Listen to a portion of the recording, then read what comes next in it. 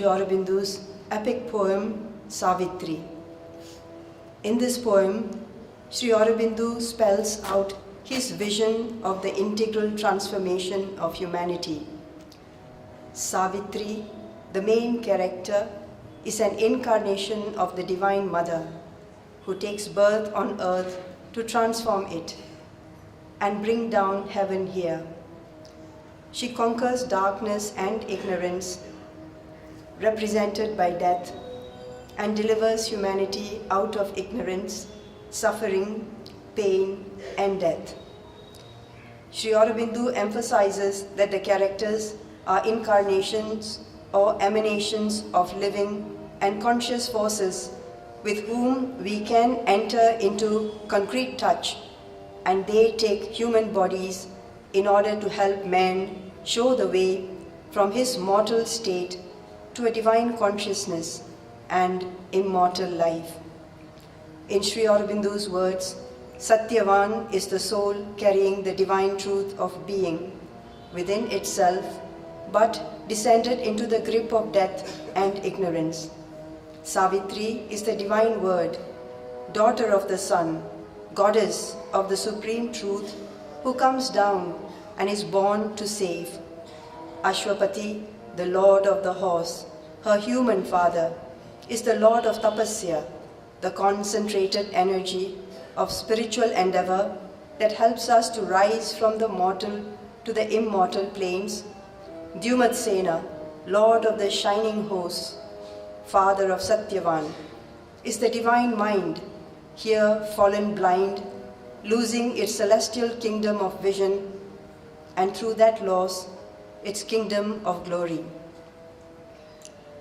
This offering is a dramatized, meditative rendition of selected passages from the poem, tracing the life of Savitri from her birth to her ultimate triumph over the Lord of Death.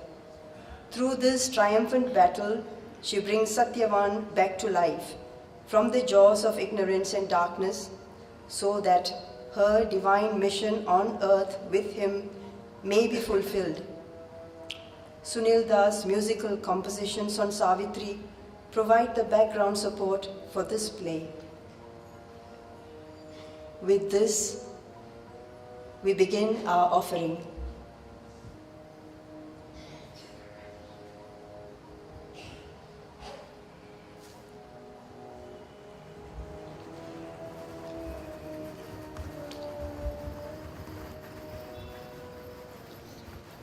Ashwapati asks for the highest for earth.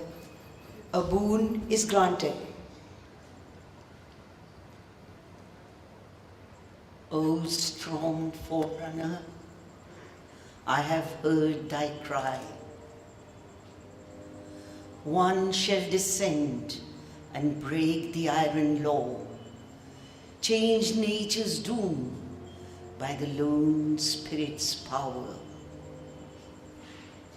A limitless mind that can contain the world, a sweet and violent heart of ardent calms, moved by the passions of the gods, shall come. All mights and greatnesses shall join in her.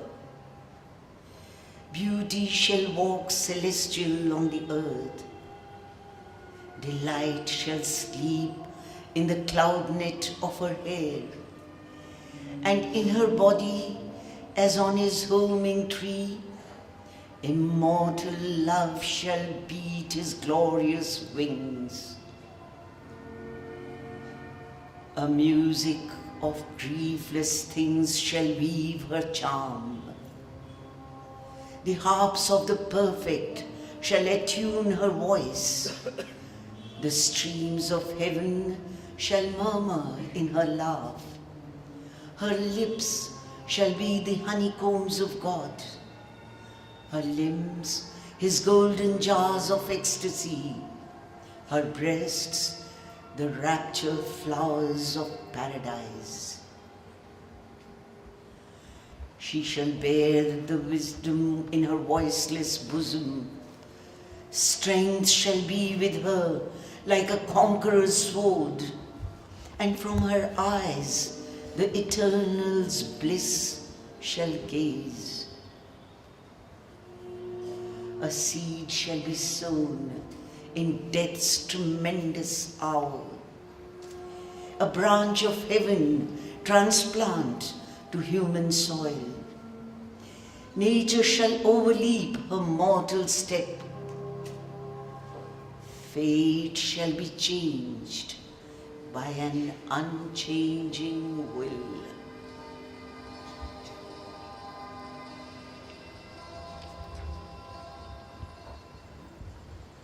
Savitri is born as the embodiment of that boon by the Divine Mother. The seasons sweep by before Savitri takes birth in human time. Across the burning languor of the soil, paced summer with his pomp of violent noons, and stamped his tyranny of torrid light, and the blue seal of a great burnished sky.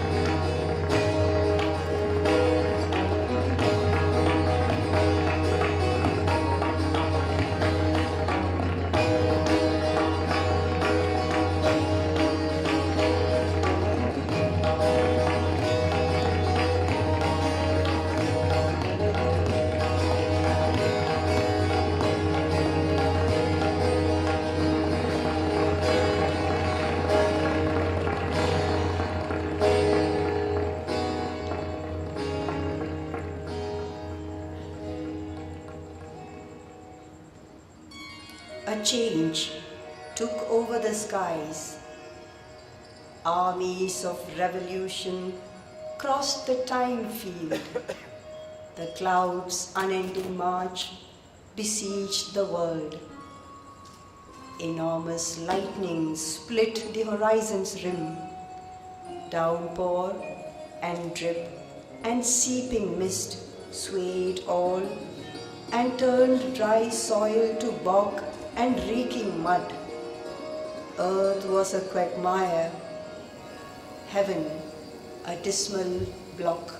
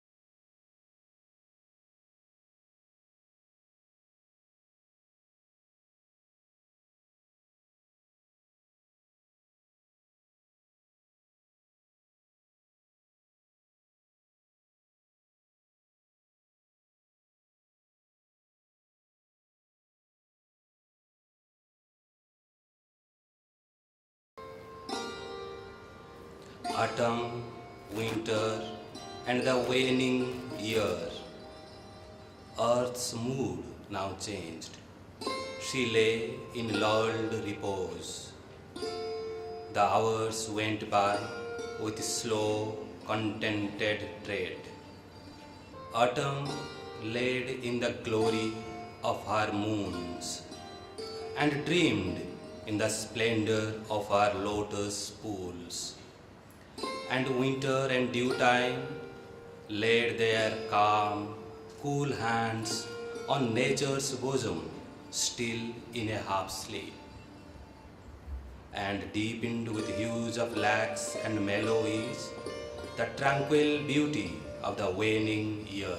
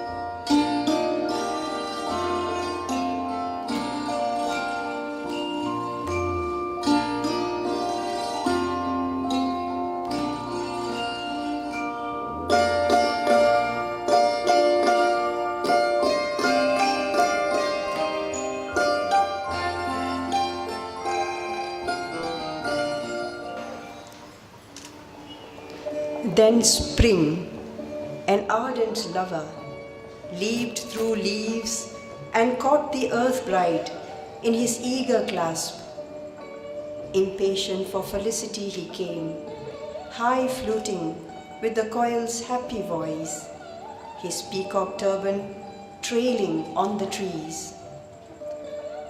Immortal movements touched the fleeting hours, a godlike packed intensity of sense made it a passionate pleasure even to breathe. All sights and voices wove a single charm. The sunlight was a great god's golden smile.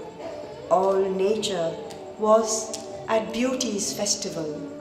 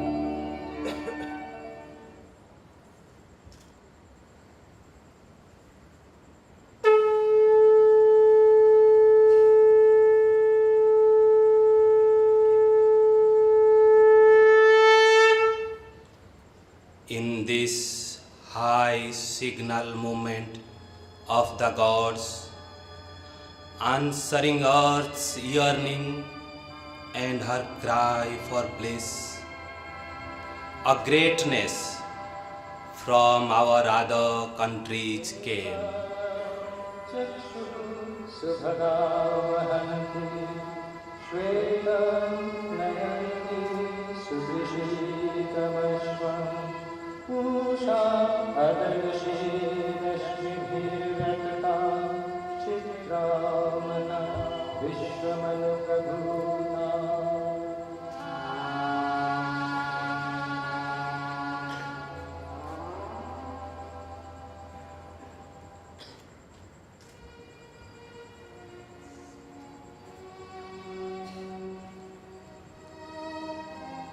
All her life's turns led her to symbol doors.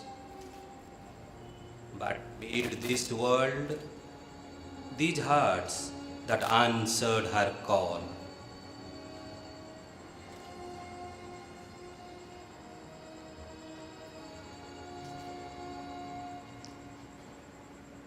None could stand up her equal and her mate. Whoever is too great must lonely live. Adored he works in mighty solitude. Vain is his labor to create his kind. His only comrade is the strength within.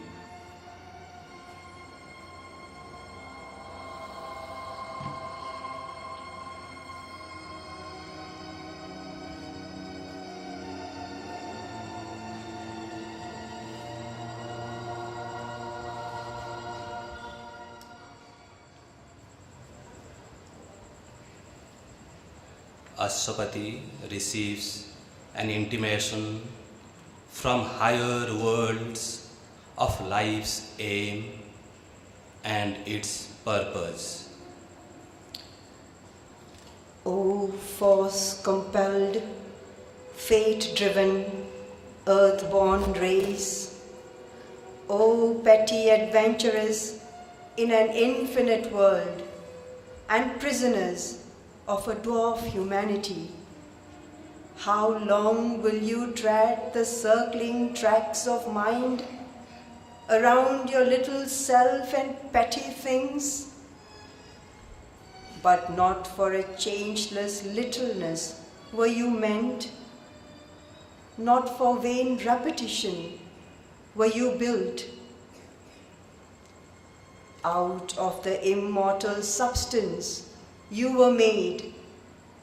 Your actions can be swift, revealing steps.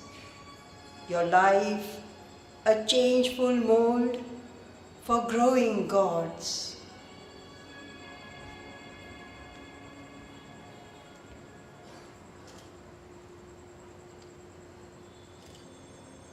O Spirit, traveler of eternity,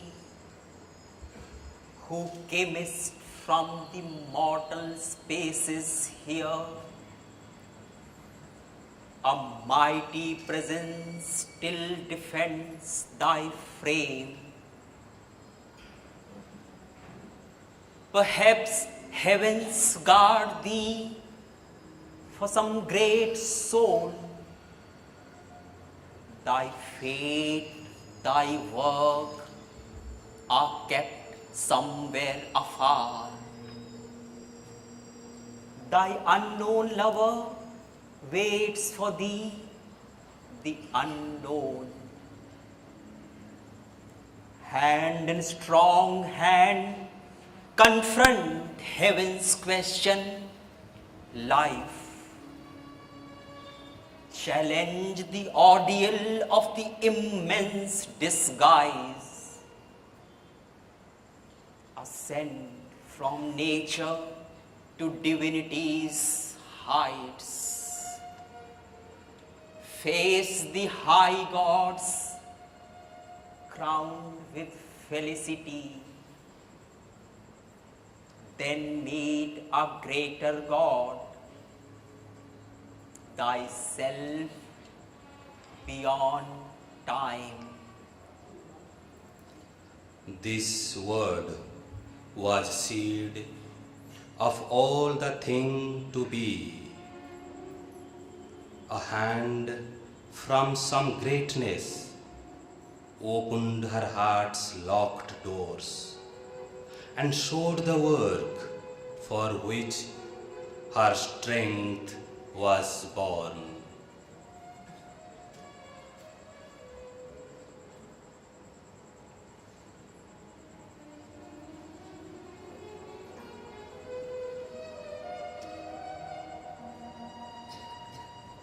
Savitri sets off to find the one equal to her might.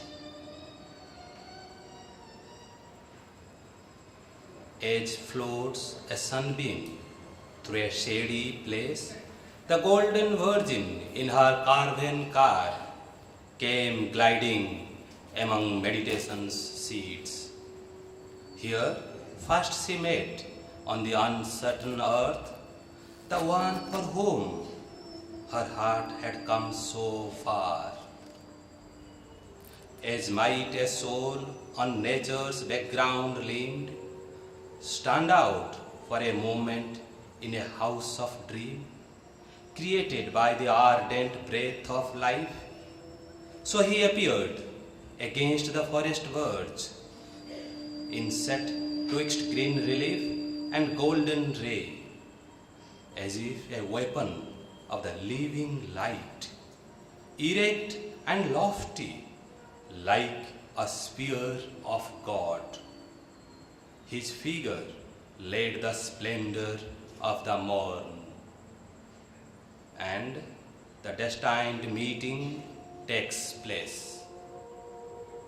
O thou who comes to me out of time's silences, yet thy voice has wakened my heart to an unknown bliss.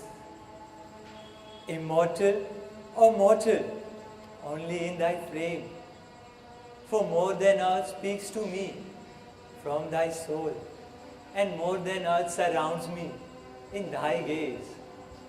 How art thou named among the sons of men? I am Savitri, princess of Madra. Who art thou? In days when yet his sight looked clear on life, King Dumatsena once, the Shalwa, reigned through all that track, which from behind the stops, passing its days of emerald delight. In trusting converse with the traveler's wind turns, looking back towards the southern heavens and lean its flank upon the musing hill. Son of that king, I, Satyavan, have lived contented, for not yet of thee aware. But thou hast come, and all will surely change. I shall feel the world mother in thy golden limbs, and hear her wisdom in thy sacred voice. My body, like my spirit, shall be free, it shall escape from death and ignorance. O Satyavan, I have heard thee, and I know that thou and only thou art he.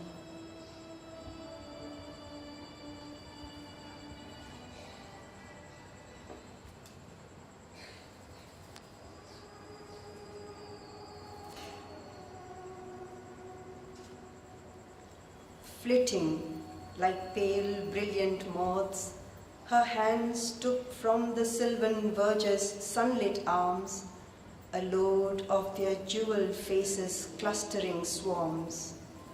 a candid garland sacked with simple forms. Her rapid fingers taught a flower's song, the stanza movement of a marriage hymn. The wedding of the eternal Lord and spouse took place again on earth in human forms.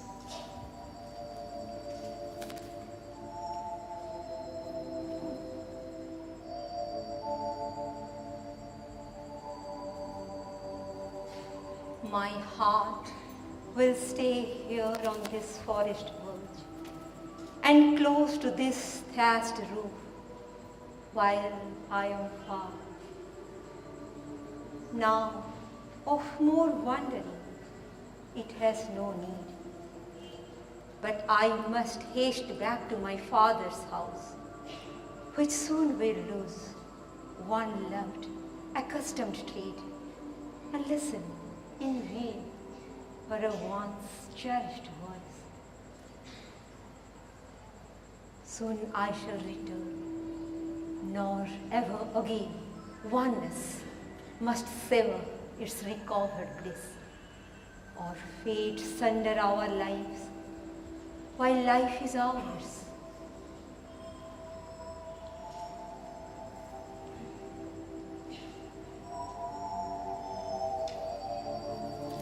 Savitri speeds back to the palace to inform her parents of her high choice.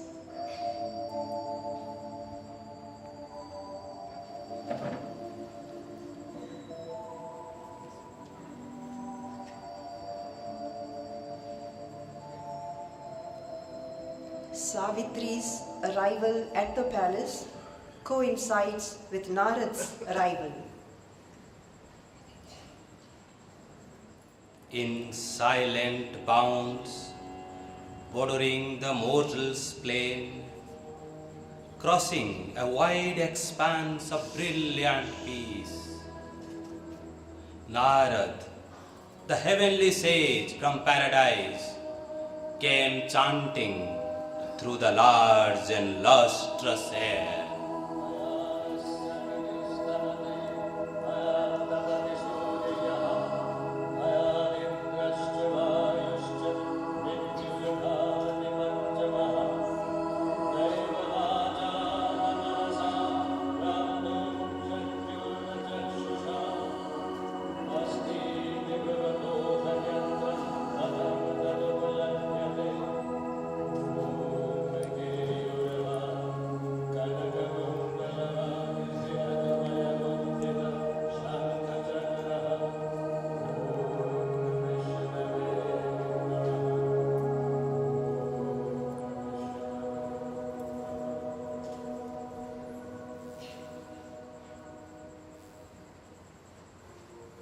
Who is this that comes?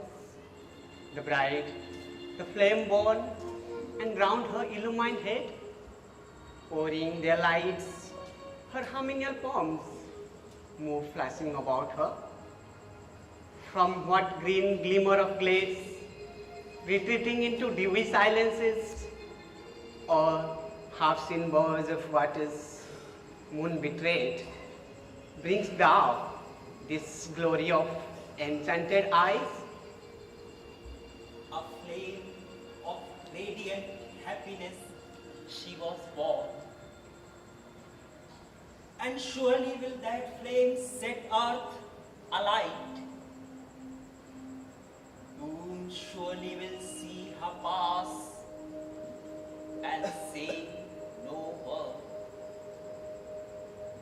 Of sorrow songs we have enough. With once her glad and griefless days bring heaven here. Or must fire always test the grate of soul? But Narad answered not. Silent he sat, knowing that words are vain and fate is Lord. He looked into the unseen with seeing eyes. Then, dallying with the mortal's ignorance, Like one who knows not, questioning, he cried, On what high mission went her hastening winds? Whence came she with this glory in her heart and paradise made visible in her eyes? What sudden God has made? What face supreme? The red Ashoka watched her going forth, which now sees her return. Virgin, who comest perfected by joy, reveal the name thy sudden heart beats learn. Whom hast thou chosen, kingliest among men? Father and King, I have carried out thy will. One whom I sought, I found in distant lands. I have obeyed my heart. I have heard its call. On the borders of outcast, once a mighty king. The son of Dyumatsena, Satyavan, I have met on the wild forest's lonely verge. My father, I have chosen. This is done.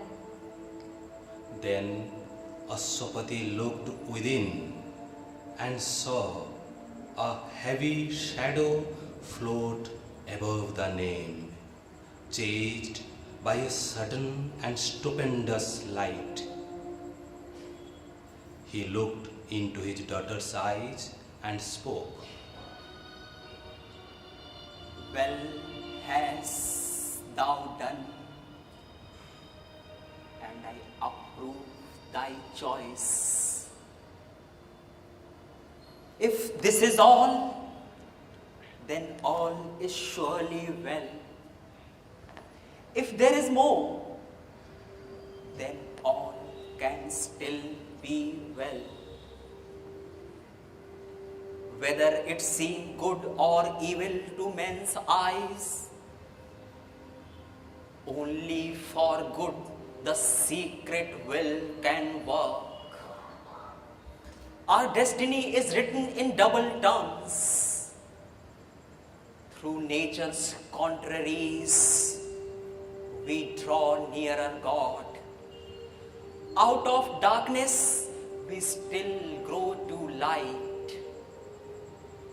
Death is our road to immortality. O singer of the ultimate ecstasy, lend not the dangerous vision to the blind, because by native right thou hast seen clear. Impose not on the mortal's tremulous breast the dire ordeal that foreknowledge brings. Demand not now the Godhead in our acts. O seer, thy bright arrival has been timed to this high moment of a happy life. Then let the speech benign of griefless fears confirm this blind conjunction of two stars and sanction joy with thy celestial voice. A single spirit in a multitude, happy is Satyavan mid earthly men, whom Savitri has chosen for her mate. And fortunate the forest hermitage, where leaving her palace and riches and a throne, my Savitri will dwell and bring in heaven. If wings of evil brood above that house, then also speak, that we may turn aside and rescue our lives from hazard of wayside doom and chance entanglement of an alien fate. What hell isn't prevision to the driven? None can refuse what the staff force demands. Her eyes are fixed upon her mighty aim. No cry or prayer can turn her from her path. She has leaped an arrow from the bow of God.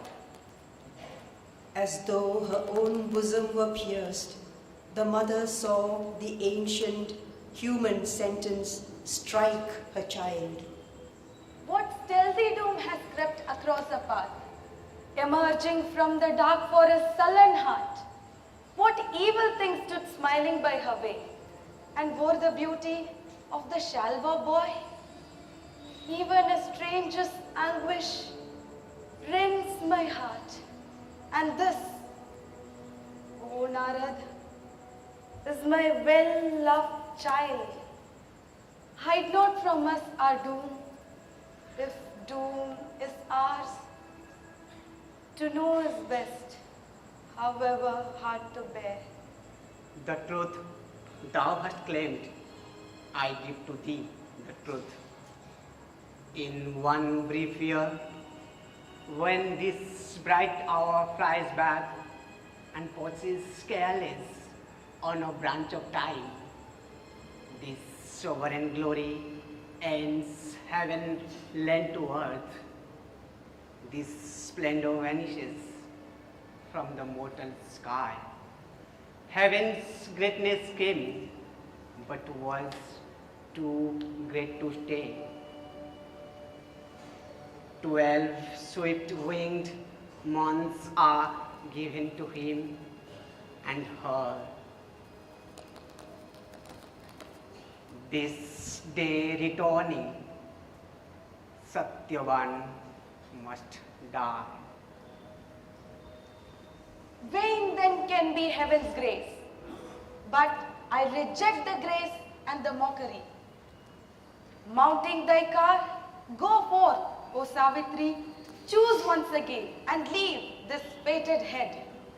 Once my heart chose and chooses not again. The word I have spoken can never be erased. It is written in the record book of God. Let fate do with me what she will or can.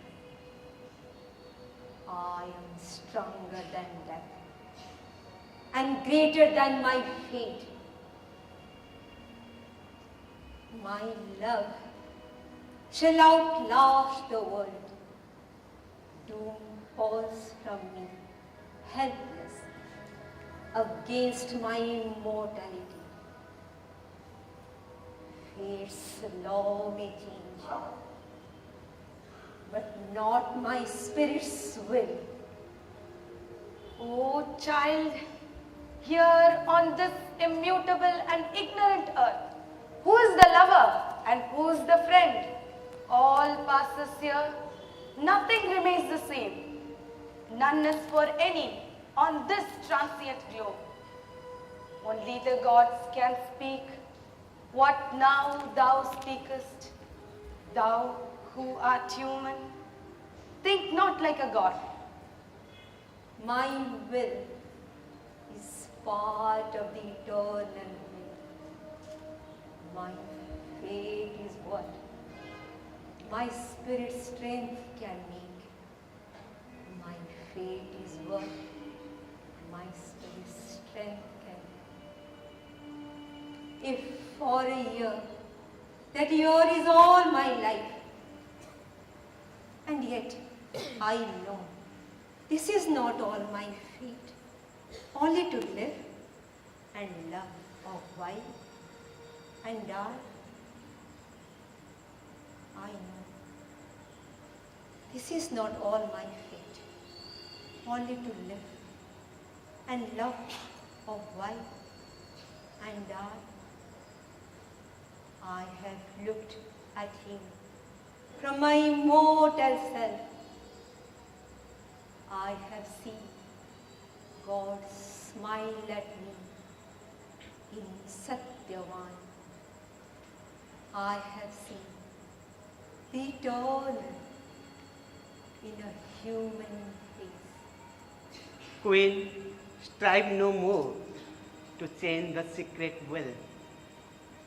Alone, she is equal to her mighty task. For this, the silent force came mission down.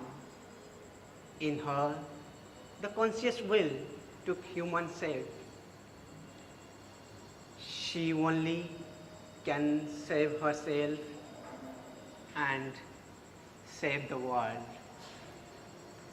Helpless against the choice of Savitri's heart, they left her to her rapture and her doom in the tremendous forest's savage charge.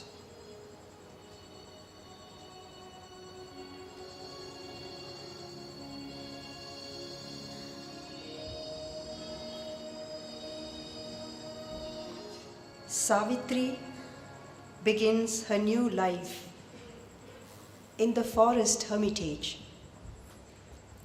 She abode with Satyavan in the wild woods. Priceless she deemed her joy, so close to death.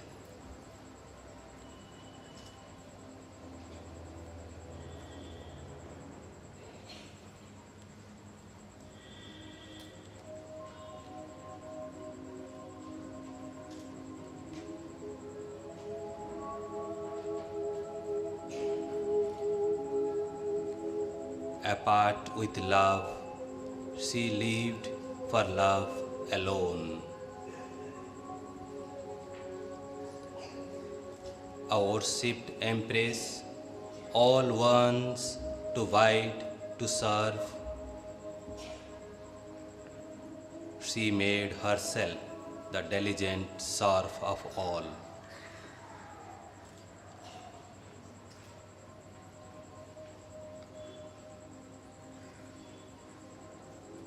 Nor spared the labor of broom,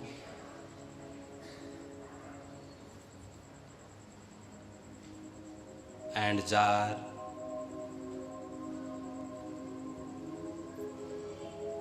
and well.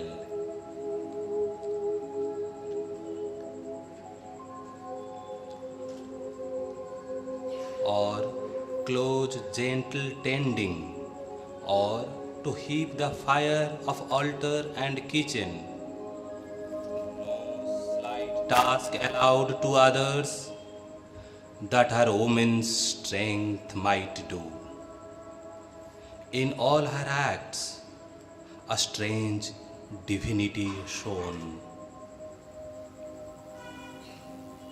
The year went past swiftly.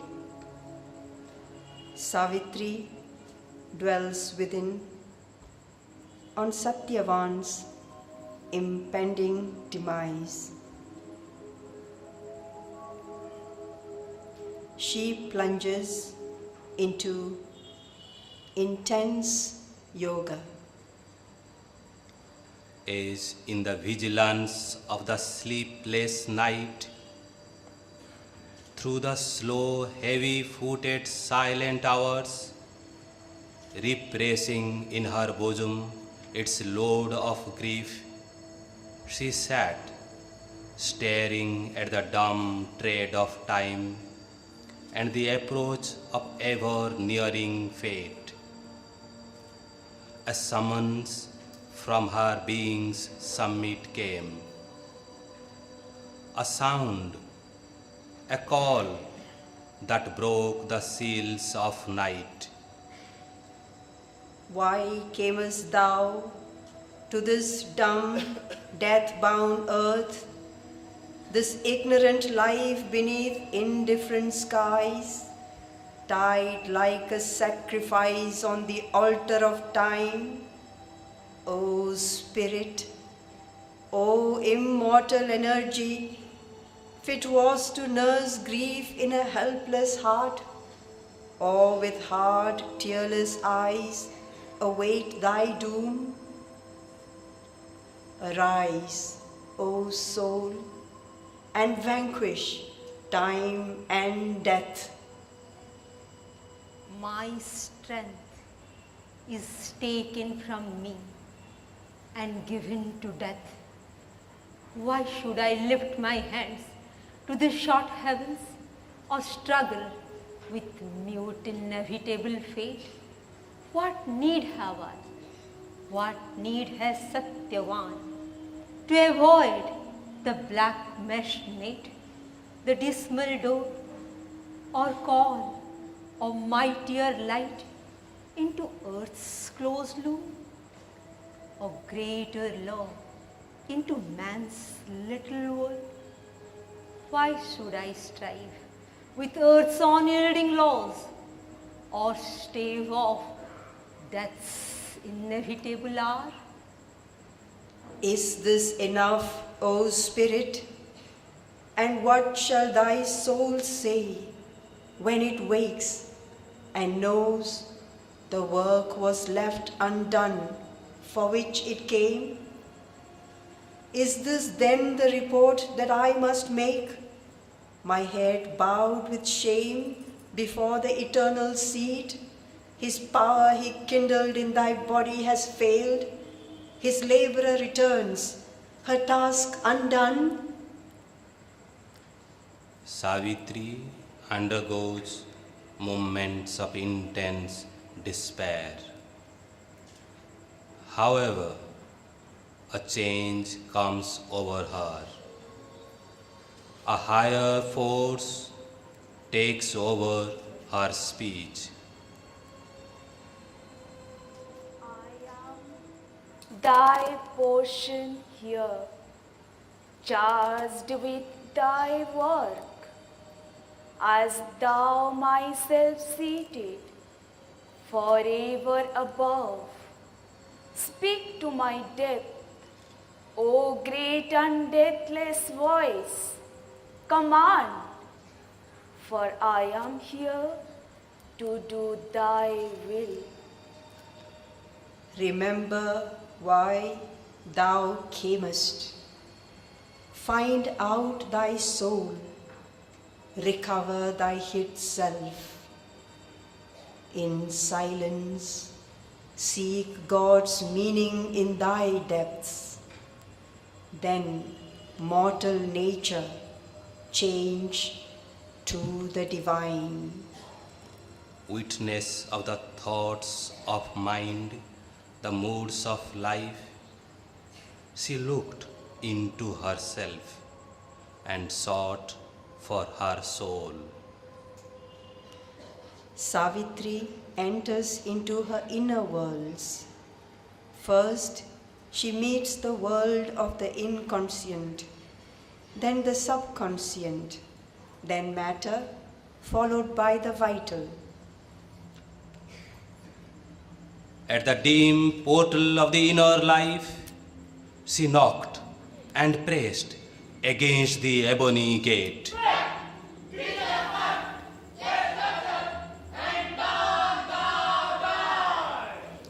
The hounds of darkness growled with jaws agape, and trolls and gnomes and goblins scowled and stared, and wild beasts' roarings thrilled the blood with fear, and menace muttered in a dangerous tongue. Unshaken, her will pressed on the rigid bars. The gate swung wide with a protesting jar. The opponent powers withdrew their dreadful guard.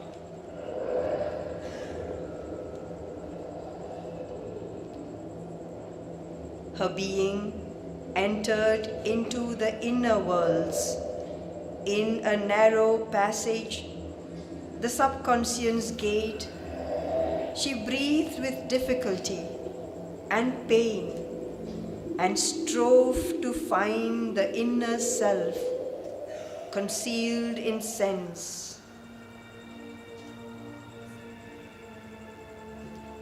Into a dens of subtle matter packed, a cavity filled with a blind mass of power, an opposition of misleading gleams, a heavy barrier of unseeing sight, she forced her way through body to the soul. A thronged and clamorous air environed her.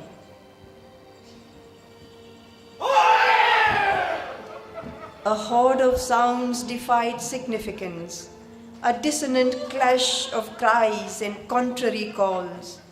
A mob of visions broke across the sight, a jostled sequence lacking sense and sweet, feelings pushed through a packed and burdened heart.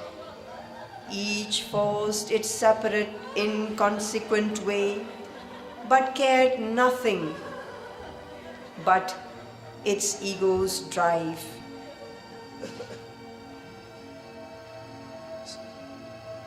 Savitri enters the world of mind.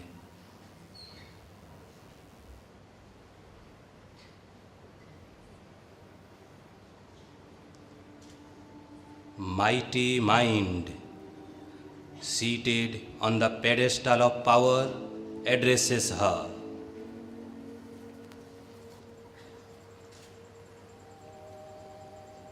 Traveler or pilgrim of the inner world, fortunate art thou to reach our brilliant air, flaming with thought's supreme finality.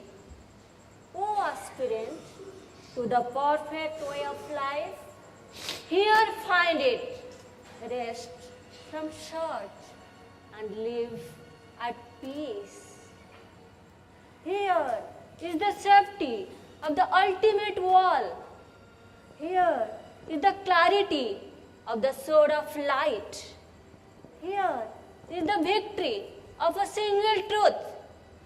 Here burns the diamond of flawless bliss, of favorite of heaven and nature live. Happy are they who in this chaos of things, this coming and going of the feet of time, can find the single truth, the eternal law. Untouched they live by hope and doubt and fear. But I must pass, leaving the ended search. Truth's rounded outcome, firm, immutable, and this harmonic building of all fact, this ordered knowledge of apparent things. Here I can stay not, for I seek my soul. Who then is this who knows not that the soul is a least gland or a secretion's fault, disquieting the sane government of the mind, disordering the function of the brain, or a yearning lodged in nature's mortal house, or a dream whispered in man's cave of hollow thought? Who would prolong his brief unhappy term or cling to living in a sea of death? Nay, it is her spirit she seeks. Its soul is the great Father's crucified Son.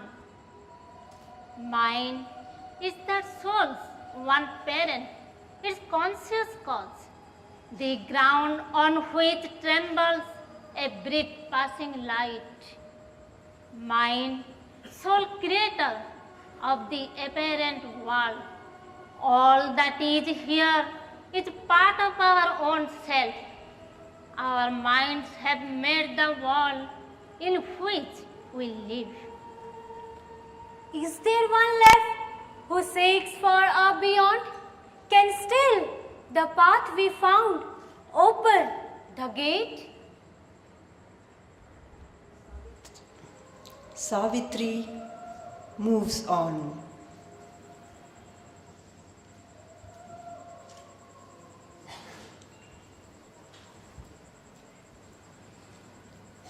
she meets the luminous beings.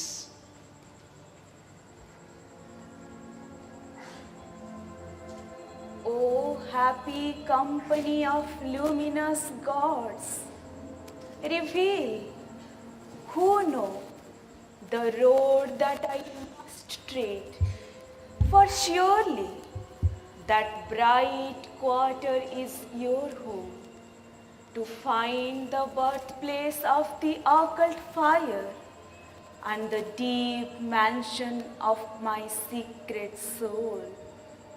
O Savitri, from thy hidden soul we come.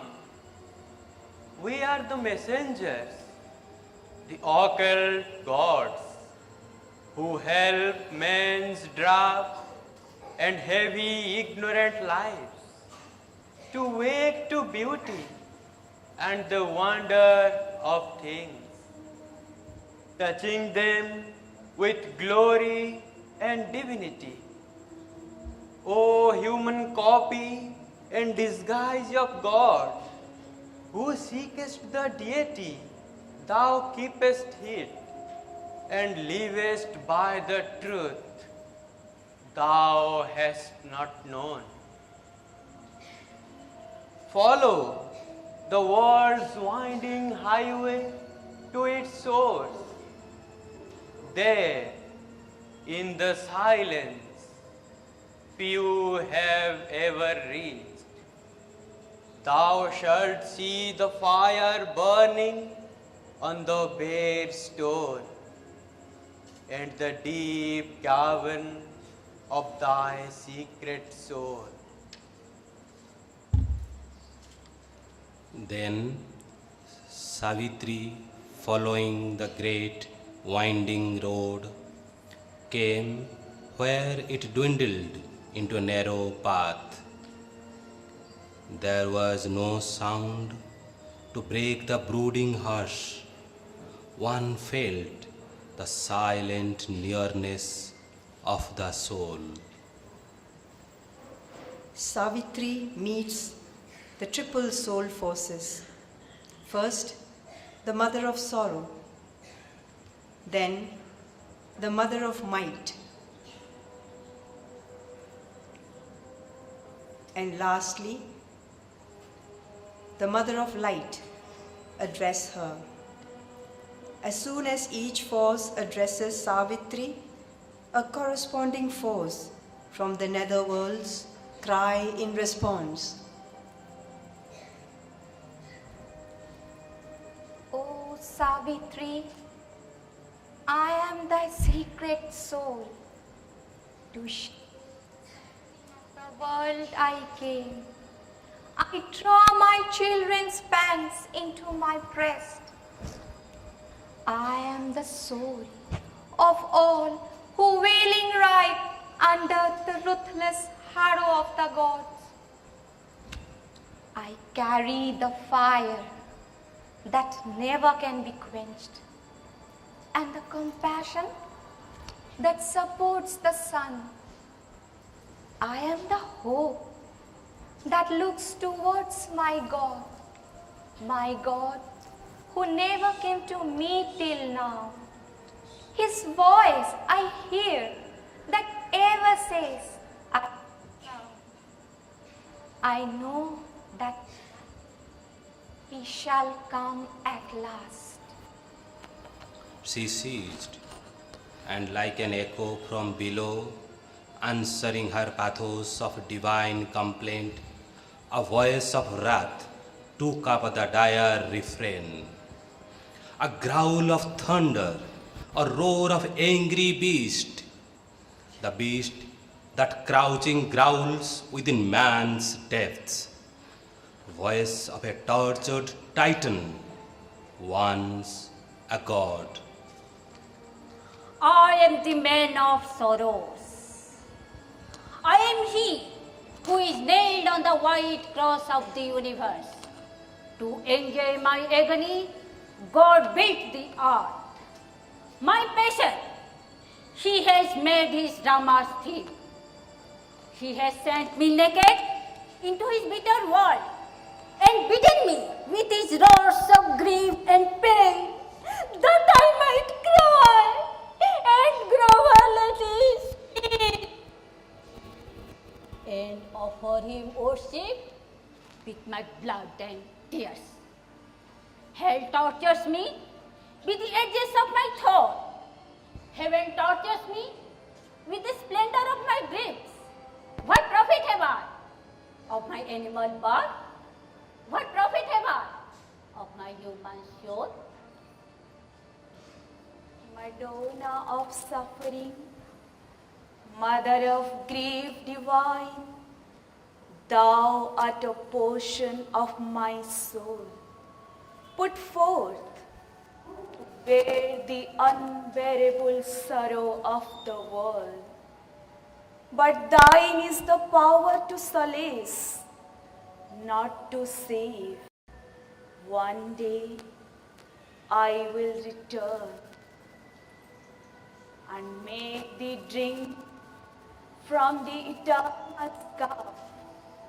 The streams of force shall triumph in thy limbs, and wisdom's calm control thy passionate heart.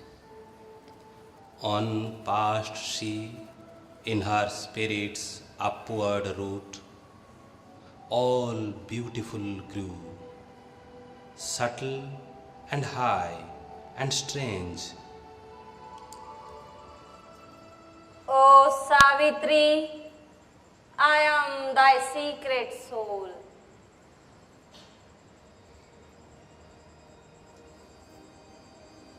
I smite the Titan who bestrides the world and slay the ogre in his blood-stained den.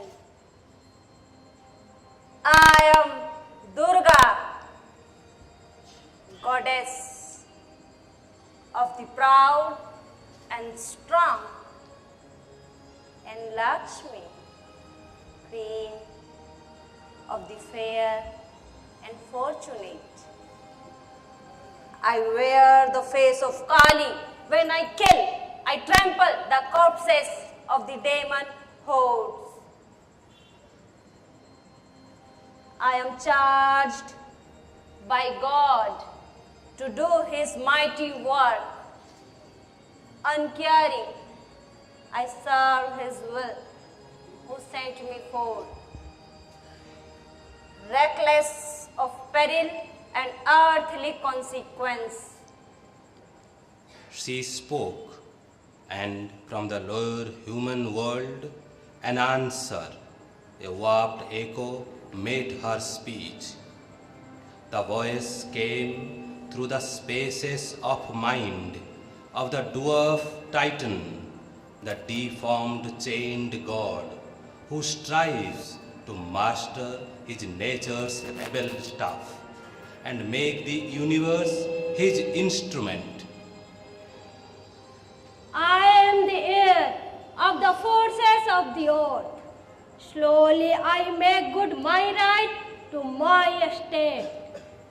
A growing godhead in a divinized mud, I climb a claimant to the throne of heaven. For me and my use, the universe was made. The sun and moon are lights upon my path. Air was invented for my lungs to breathe. The sea was made for me to swim and sail and bear my golden commerce on its back. The earth is my floor, the sky my living roof. What God imperfect left, I will complete. What he invented not, I shall invent. He was the first creator. I am the last. Madonna of might, Mother of works and force, thou art a portion of my soul. Put forth to help mankind and help the travail of time. Because thou art in him, man hopes and dares. Thou hast given men strength, wisdom thou couldst not give. One day I will return, a bringer of light. Then will I give to thee the mirror of God. Thou shalt see self and world as by him they are seen, reflected in the bright pool of thy soul. Thy wisdom shall be vast, as vast thy power. Ascending still, her spirit's upward route, she came into a high and happy space. A woman sat in clear and crystal light. Heaven had unveiled its luster in her eyes. Her feet were moonbeams. Her face was a bright sun. Her smile could persuade a dead, lacerated heart to live again and feel the hands of calm. O Savitri, I am thy secret soul. I am peace, which steals into man's worn breast.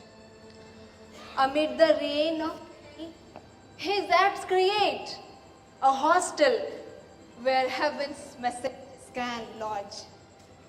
I am charity with the kindly hands that bless.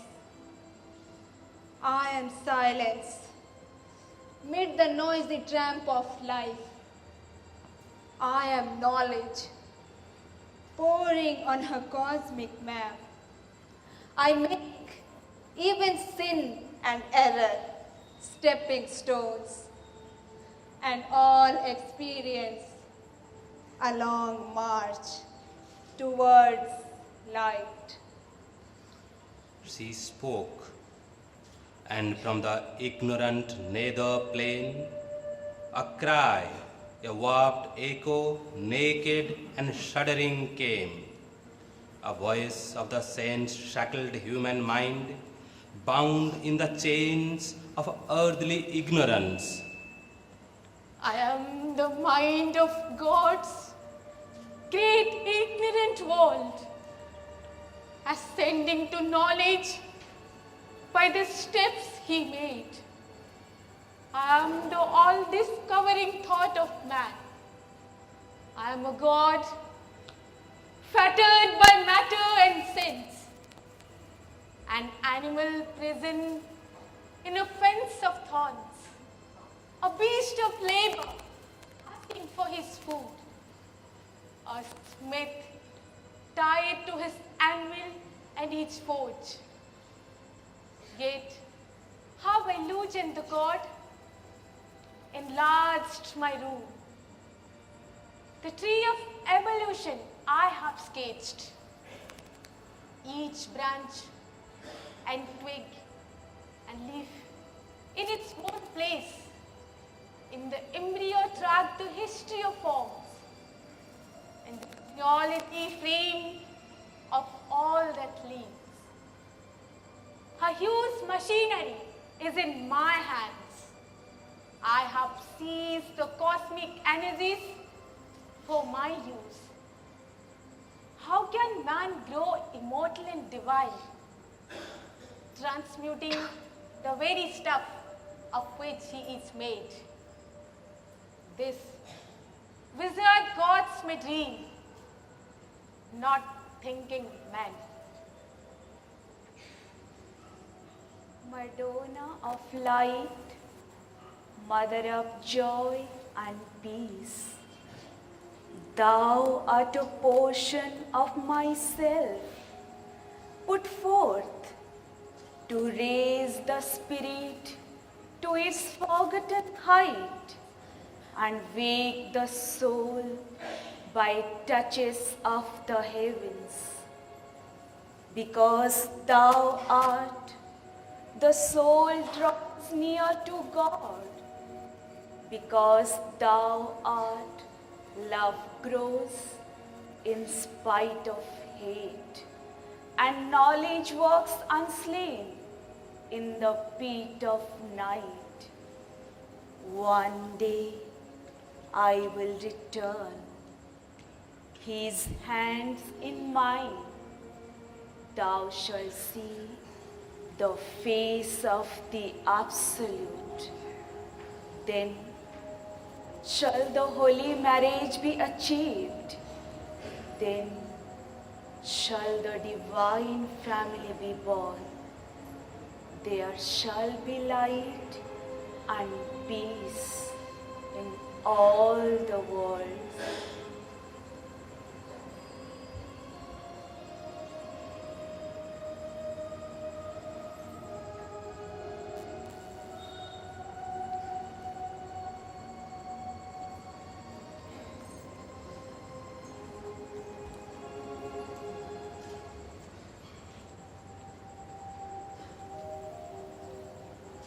Onward she passed, seeking the soul's mystic cave. In endless time, her soul reached a wide end. The spaceless vast became her spirit's place.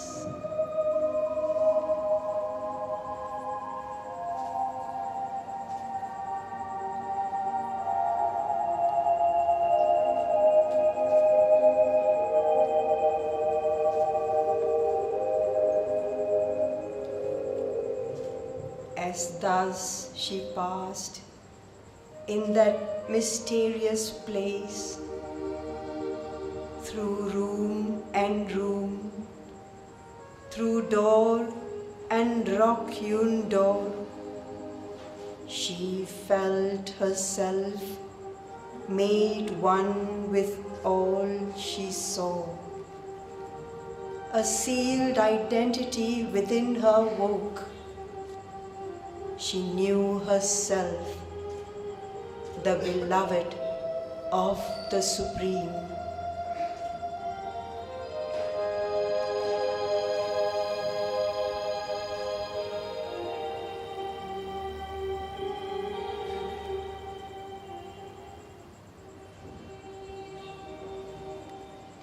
In the last chamber, on a golden seat, one sat whose shape no vision could define.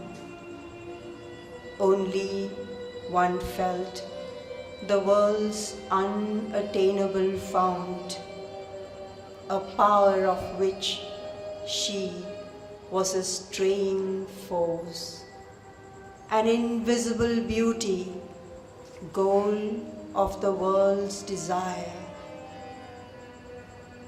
A sun of which all knowledge is a beam, a greatness without whom no life could be.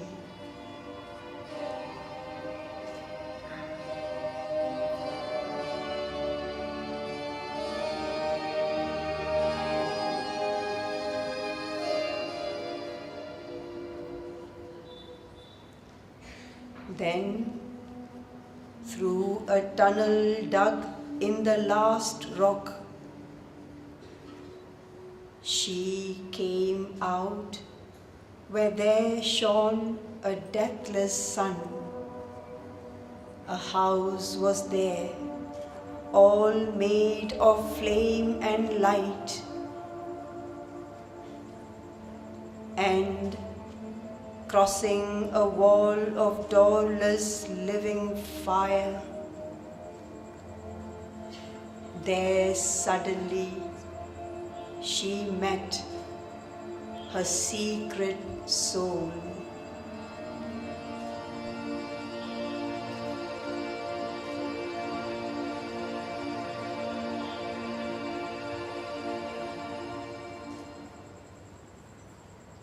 Here, in this chamber of flame and light they met. They looked upon each other, knew themselves, the secret deity and its human part, the calm immortal and the struggling soul. Then, with a magic transformation speed, they rushed into each other and grew one.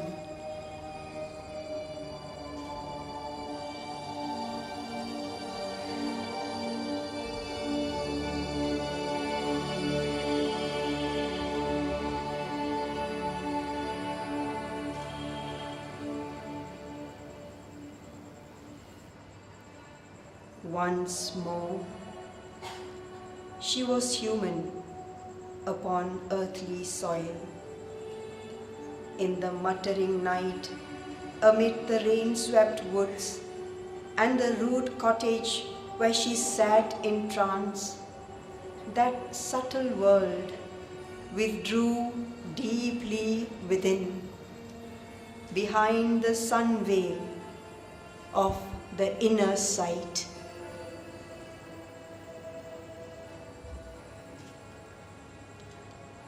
The day dawns. This was the day when Satyavan must die. Now, it was here in this great golden dawn. All she had been and done, she lived again. The whole year in a swift and aiding race of memories swept through her and fled away into the irrecoverable past. Then silently she rose and service done.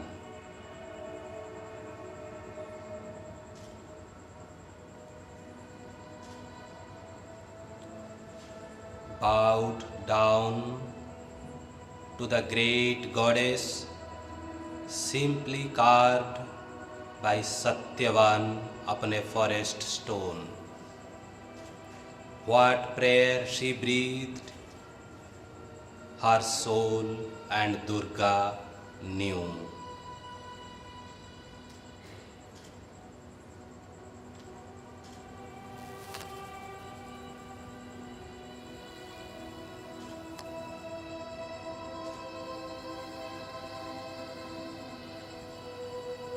One year that I have lived here with Satyavan, here in the emerald age of the vast woods, in the iron ring of the enormous peaks, under the blue rifts of the forest sky.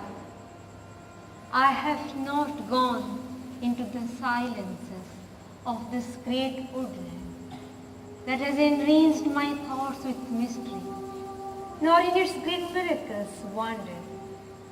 But this small clearing was my world.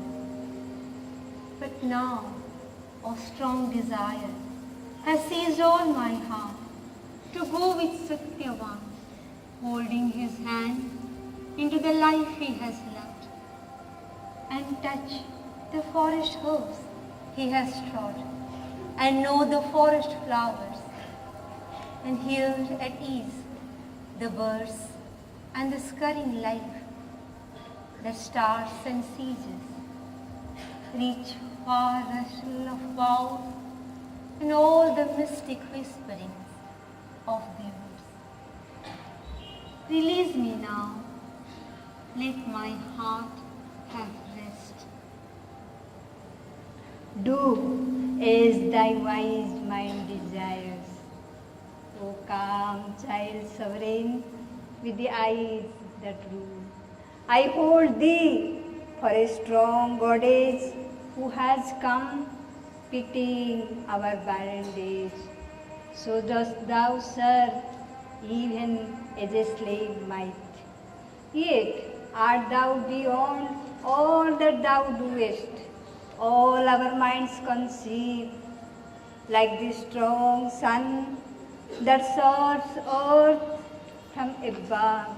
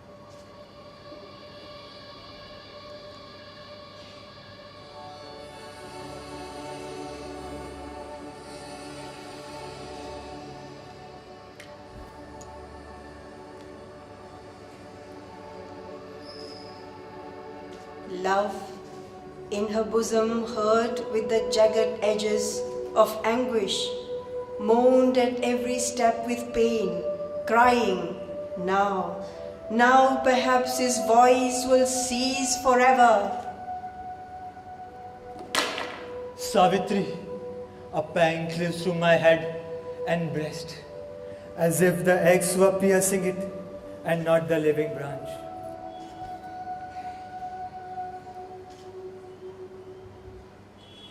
A while, let me lay my head upon thy lap and guard me with thy hands from evil fate. Perhaps because thou touchest, death may pass. Savitri, Savitri, oh Savitri.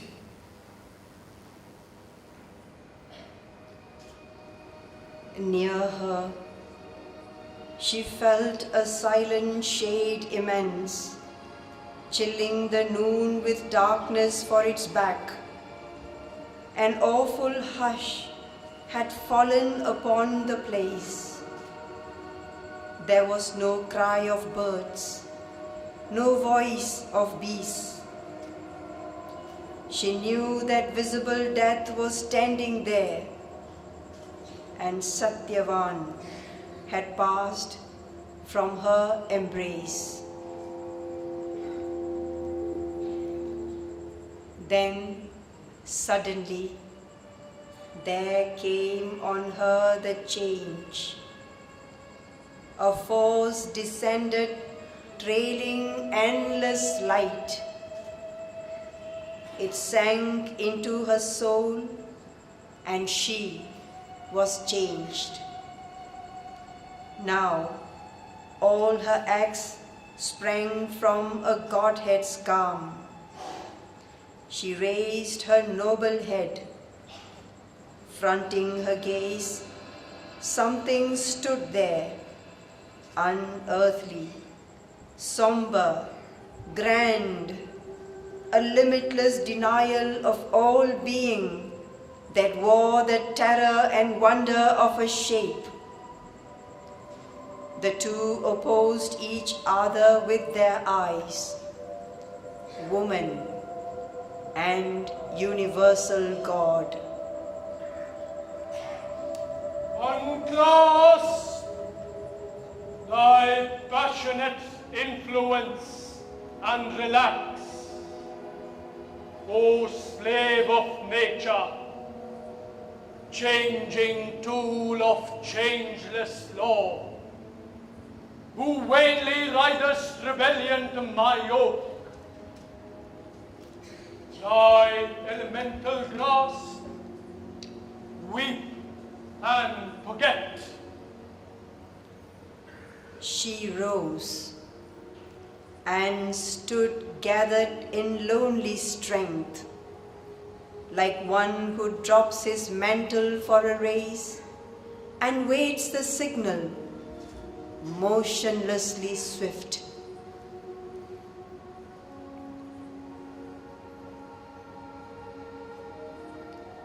And Savitri moved behind eternal death.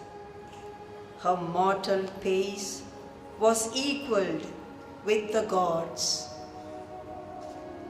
O mortal, turn back to thy transient kind. Aspire not to accompany death to his home, as if thy breath could live where time must die. This is my silent, dark immensity. This is the home of everlasting night. This is the secrecy of nothingness, entombing the vanity of life's desires. Hope not to win back to thee, Satyavan. I bow not to thee, O huge mask of death. Conscious of immortality, I walk. First I demand, whatever Satyavan, my husband, waking in the forest charm, out of his long, pure childhood's lonely dreams, desired and had not for his beautiful life. Give if thou must, or if thou canst, refuse. Indulgent to the dreams my touch shall break. I yield to his blind father's longing heart, kingdom and power and friends and greatness lost, the royal trappings for his peaceful age, the pallid pomps of man's declining days, the silver decadent glories of life's falls. Go, mortal, to thy small permitted sphere. World spirit, I was thy equal spirit born. My will too is a law, my strength a god. I am immortal in my mortality. Out of thy shadow, give me back again into earth's flowering spaces, Satyavan, in the sweet transiency of human limbs, to do with him my spirit's burning will. I will bear with him the ancient mother's load. I will follow with him Earth's path that leads to God. Wherever thou leadest his soul, I shall pursue. Hast thou, God, wings or feet that tread my stars?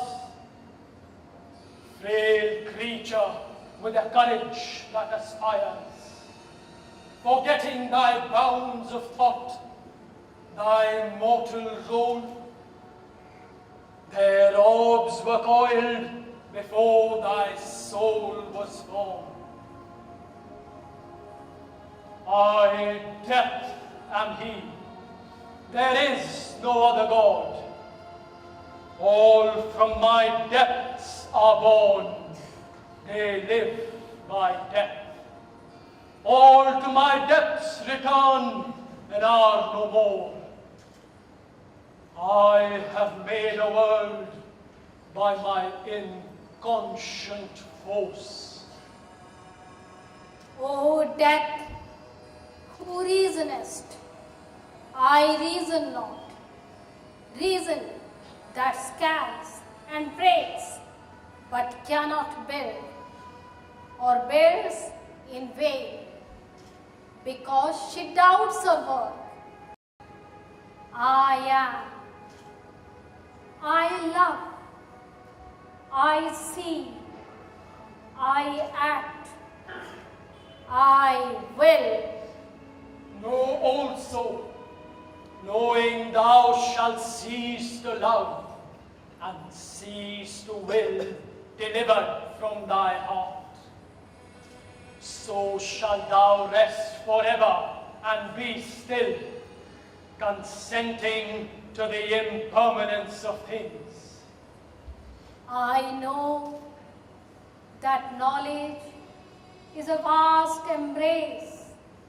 I know that every being is myself. In every heart is hidden the myriad one.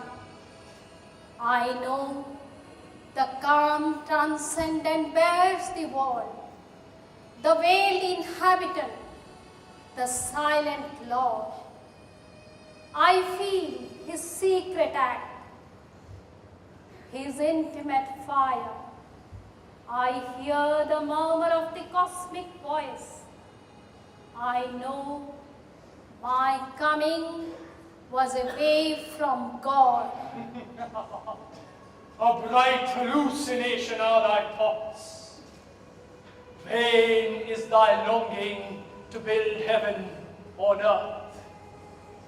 Immortality thou claimest for thy spirit, but immortality for imperfect man. A God who hurts himself at every step would be a cycle of eternal pain. Wisdom and love thou claimest as thy right, but knowledge in this world is error's mate. O death, thou speakest truth, but truth that slays. I answer to thee with the truth that saves. O death, thou lookest on an unfinished world, assailed by thee and of its road unsure.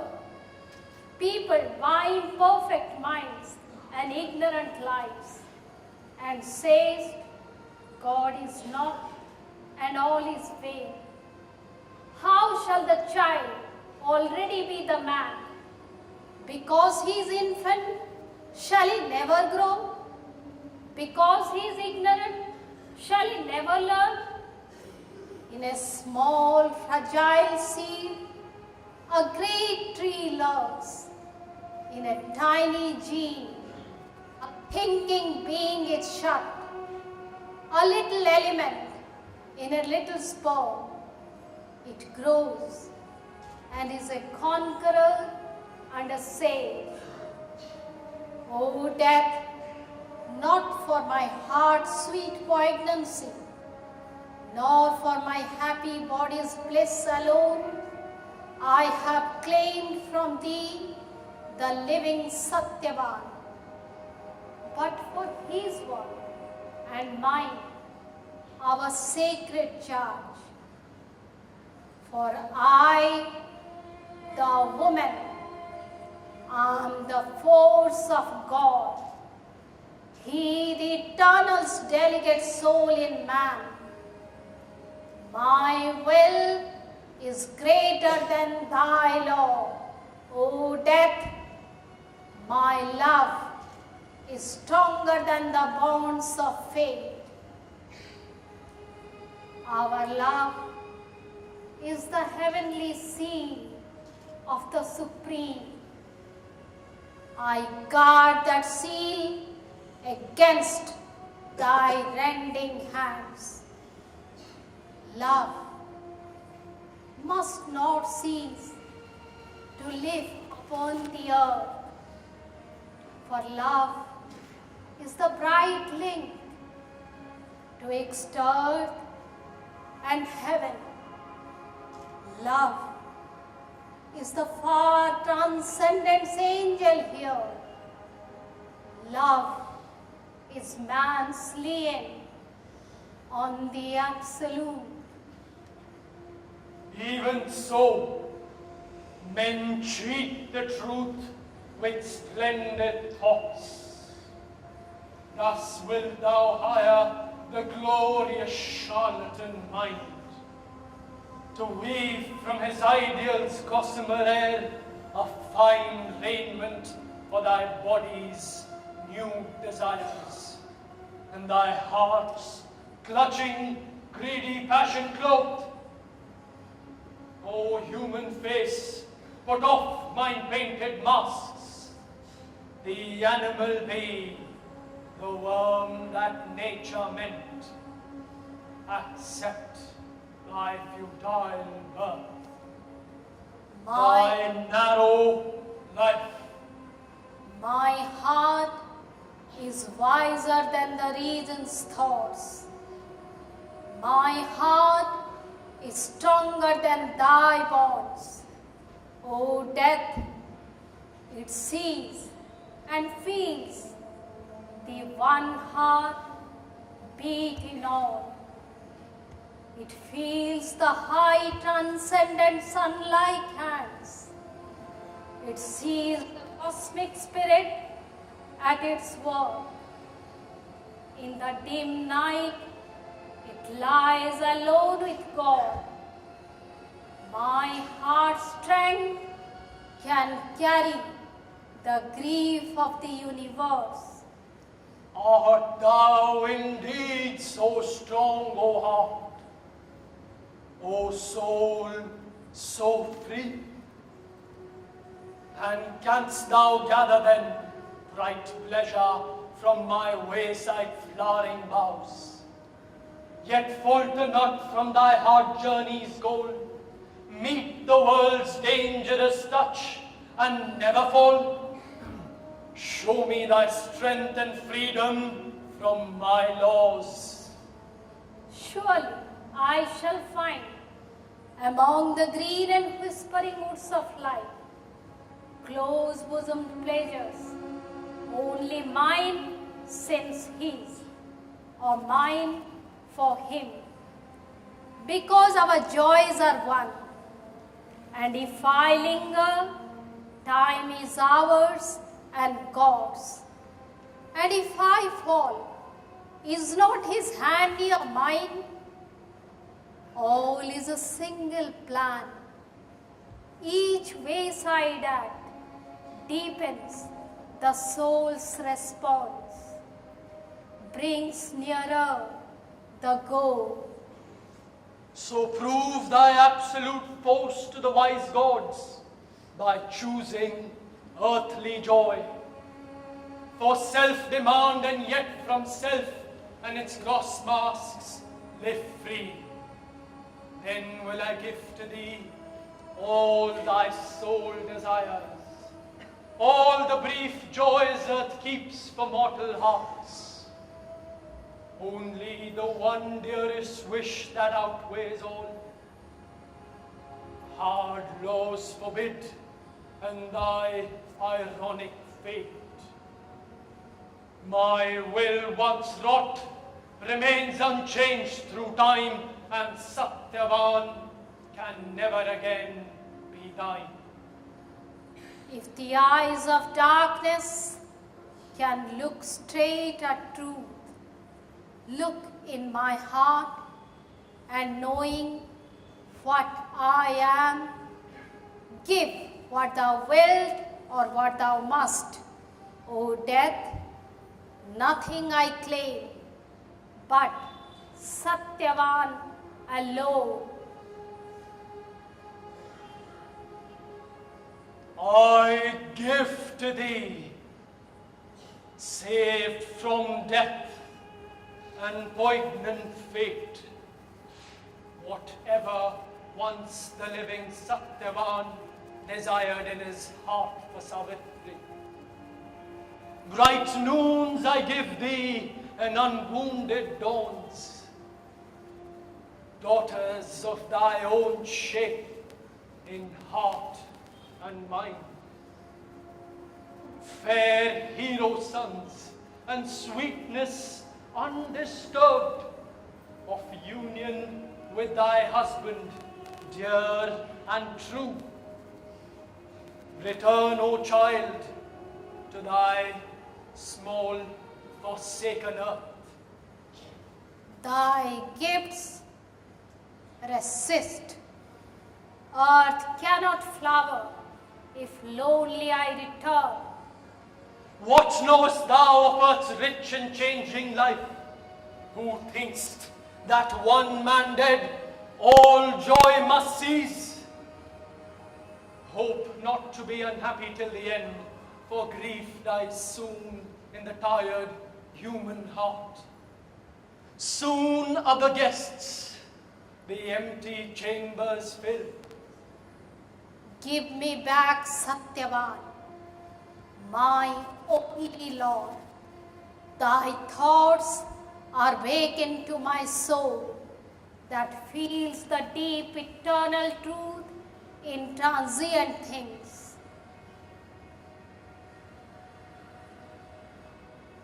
Vainly thou seekest in matter's world an aim. No aim is there, only a will to be. The world is a myth that happened to come true, a legend told to itself by conscious mind. Mind is the author, spectator, actor, stage. If mind is all, renounce the hope of bliss. If mind is all, renounce the hope of truth. For mind can never touch the body of truth, and mind can never see the soul of God. How sayest thou? Truth can never light the human mind, and bliss can never invade the mortal's heart, or God descend into the world he made? If in the meaningless void creation rose, if from a bodiless force matter was born, if life could climb in the unconscious tree, its green delight break into emerald leaves, and its laughter of beauty blossom in the flower, if sense could wake in tissue, nerve and cell, and thought seize the grey matter of the brain, and soul peep from its secrecy through the flesh, how shall the nameless light not leap on men, and unknown powers emerge from nature's sleep? I am not bound by thought or sense or shame. I live in the glory of the infinite. I am near to the nameless and unknowable. The ineffable is now my household mate. But I have loved too the body of my God. I have pursued him in his earthly form. A lonely freedom cannot satisfy a heart that has grown one with every heart. I am a deputy of the aspiring world. My spirit's liberty I ask for all. Mighty art thou with the dread goddess filled, to whom thy Christ at dawn in the dim woods. Use not thy strength like the wild Titan souls. Touch not the seated lines, the ancient laws. Respect the calm of the great established things.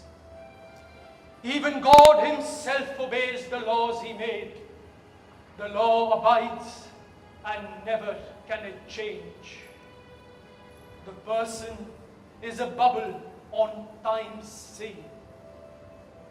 This truth I know, that Satyavan is dead, and even thy sweetness cannot lure him back. Leave then thy dead, O Savitri, and live. O death, thou too art God, and yet not he, but only his own black shadow on his path. As leaving the night, he takes the upward way and drags with him its clinging, inconscient force. But who can show to thee truth's glorious face? Our human words can only shadow her. To thought, she is an unthinkable rapture of light. To speech, a marvel inexpressible. O death, if thou couldst touch the truth supreme, thou wouldst grow suddenly wise and cease to be. If our souls could see and love and clasp God's truth, its infinite radiance would seize our hearts. Our being in God's image be remade, and earthly life become the life divine. Is thine that strength, O beauty of mortal limbs? O soul, who flutterest to escape my net? Who then art thou, hiding in human guise? Thy voice carries the sound of infinity.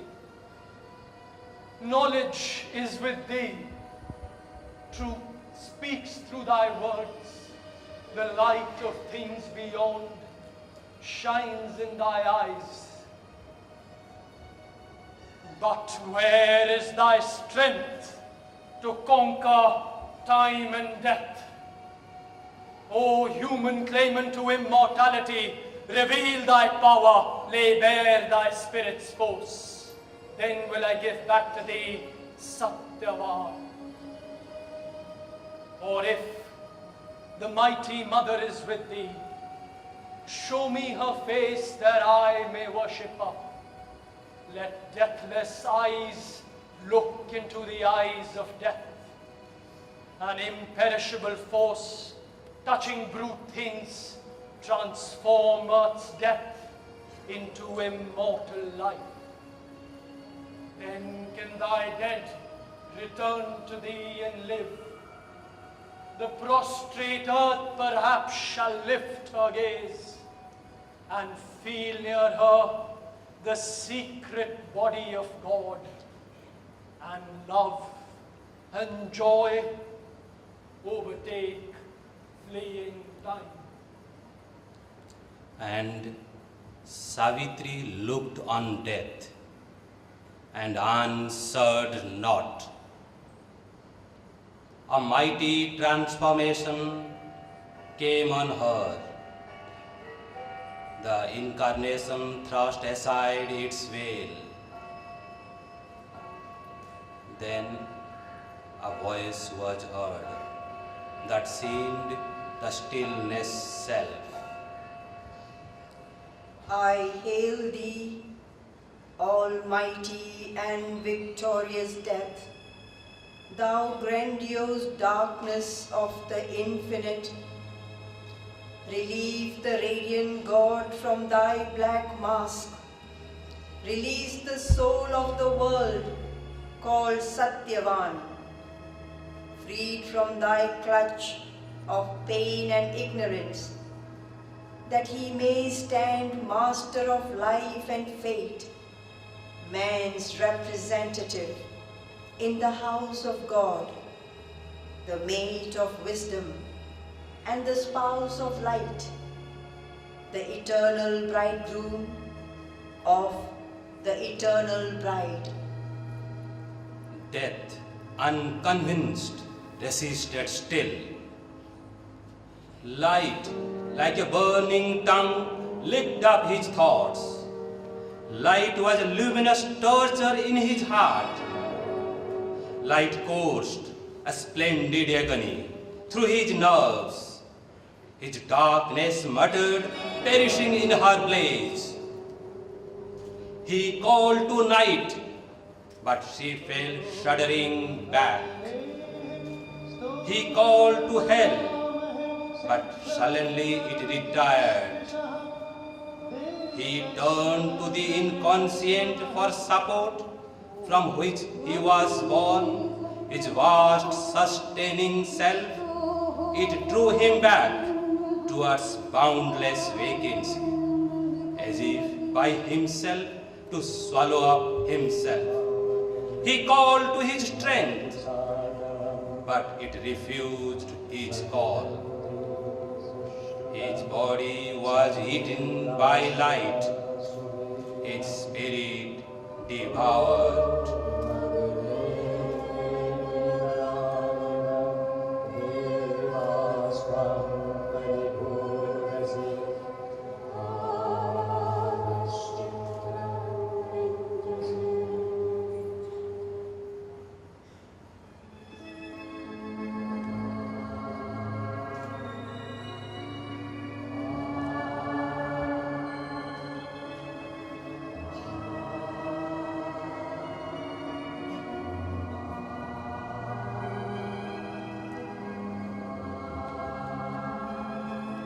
A marvelous sun looked down from ecstasy skies on worlds of deathless bliss, perfection's home, magical unfoldings of the eternal smile, capturing his secret heartbeats of delight. Then, like an anthem from the heart's lucent cave, a voice soared up whose magic sound could turn the poignant weeping of the earth to sobs of rapture and her cry to spirit song. When the hour of the divine draws near,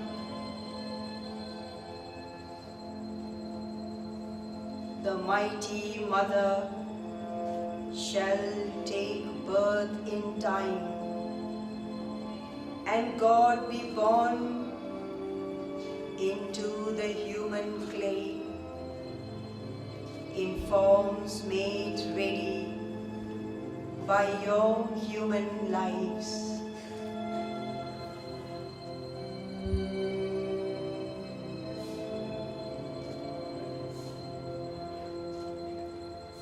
Some shall be made the glory's receptacles and vehicles of the Eternal's luminous power.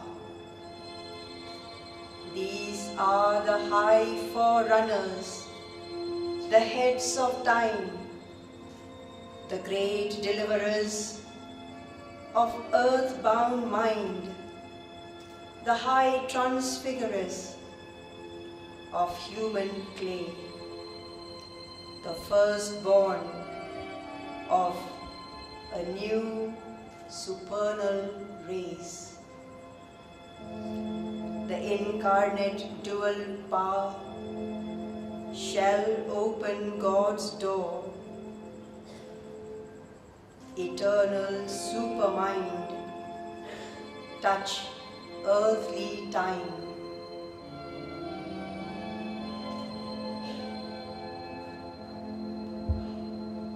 The Superman shall wake immortal man and manifest the hidden demigod, or grow into the God-light and God-force, revealing the secret deity in the cave.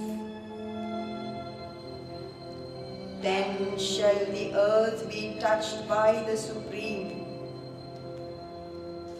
His bright unveiled transcendence shall illumine the mind and heart and force the life and act to interpret His inexpressible mystery in a heavenly alphabet of divinity's signs. The Spirit shall look out through matter's gaze, and matter shall reveal the Spirit's face. Nature shall live to manifest secret God. The Spirit shall take up the human play. This earthly life become the life divine.